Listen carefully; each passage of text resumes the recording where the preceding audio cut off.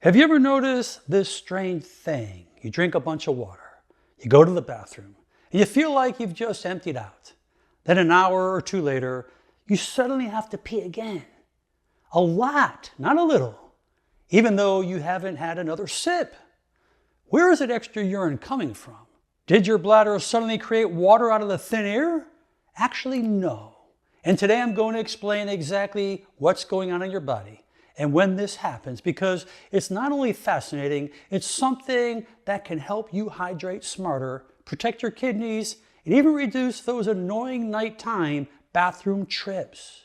So let's first start with the basics. When you drink water, it doesn't go straight from your mouth to your bladder. First, it passes through your stomach and intestines. That water has to be absorbed through your gut lining into your bloodstream. And this process just doesn't happen all at once. It's gradual. It's very gradual and slowly. That water then circulates through your blood vessels, nourishing your cells, flushing out your toxins, and eventually making its way to your kidneys, where it gets filtered out as urine. Now here's where most people get it wrong. Your kidneys can only filter so much fluid per hour. They're not a faucet. Think of them more like a slow, steady coffee filter. When you drink a large amount of water in a short time, like chugging 16 to 20 ounces all at once, which many of us do, only a portion of that can be filtered right away. So what happens? You go to the bathroom once, but the rest of that water is still inside your bloodstream or inside those fluid spaces around the cells.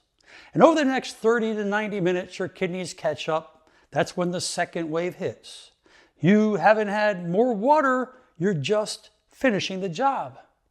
And this is your body's version of a delayed download. That second trip to the bathroom is the water you've already drank. It just hasn't been fully processed yet. The more you drink at once, the more likely this to happen. And if you're wondering why this sometimes happens overnight, it's often because of when you drink. If you down a glass or two close to bedtime, let's say 8 to 16 ounces, some of that fluid won't be fully filtered until you're already asleep, which is why your bladder wakes up at like 2 or 3 a.m. and then you have to go to the bathroom again. Now let's go a little deeper, not too complex, but enough to appreciate the science. Your kidneys filter blood through structures called glomeruli. And these tiny filters remove excessive water, salts, wastes, which is then sent to the bladder as urine. But this filtration process is regulated by hormones like ADH. That stands for antidiuretic hormone, which tells your kidneys to conserve or release water depending upon your body's needs. So hydration isn't just about what you drink. It's about how your body decides to manage it. That's why two people can drink the same amount of water and have completely different bathroom patterns. And here's something else that's really important. When you chug water, especially quickly, your body may treat it like an excess and push it out faster, especially if it's lacking electrolytes. Hear me out. That's why sometimes you pee it all out and still feel thirsty. Your cells never got fully hydrated. The key is absorption, not just intake. So, what does it mean to add electrolytes to your water? It simply means including minerals like sodium, potassium, magnesium, or calcium, the things your cells need to actually hold on to that water. These minerals carry electrical charges and help pull water inside your cells instead of letting it just flush through you. If you drink a lot of plain water without these electrolytes, you can dilute your mineral balance and still feel dehydrated. That's why athletes and even everyday people sometimes add a pinch of sea salt to their water, a squeeze of maybe a little bit of lemon juice, or use an electrolyte powder. You don't need much, just a pinch in an 8-ounce glass can improve absorption significantly, reducing unnecessary urination, and help you feel more energized as well. It's not about how much you drink all the time.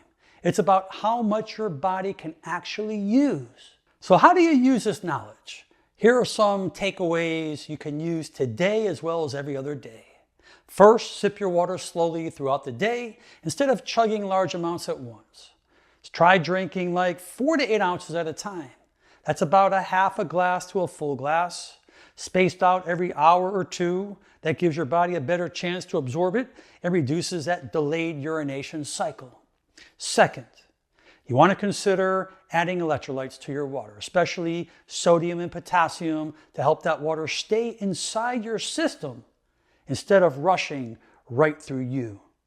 And a pinch of sea salt and lemon in your water can definitely help you go a long way. And thirdly, stop drinking water at least 1 to 2 hours before bed if you want to reduce that nighttime or those nighttime trips to the bathroom. If you're thirsty late at night, then sip a few ounces, it's okay. But don't drink a full cup or two. Remember, even if you peed right before you sleep, your kidneys are still catching up earlier from that hydration that you drank. And lastly, recognize that urination isn't just about drinking. It's about timing, hormone signals, kidney function, and even how active you've been. So the next time you ask yourself, why am I still peeing even though I haven't had more water? Now you know. Your body is working on a delay. It's catching up, it's balancing and protecting you. Hydration is a system, and understanding it is one of the smartest things you can do for your energy, your focus, and your long-term health. And remember this, it's not just what you put in your body, it's how your body uses it. Stay hydrated the smart way. I hope you enjoyed this video. Please share it with your friends and family. Yes, please leave your comments below. And most important, make it a great day. I'm Dr. Alan Mandell.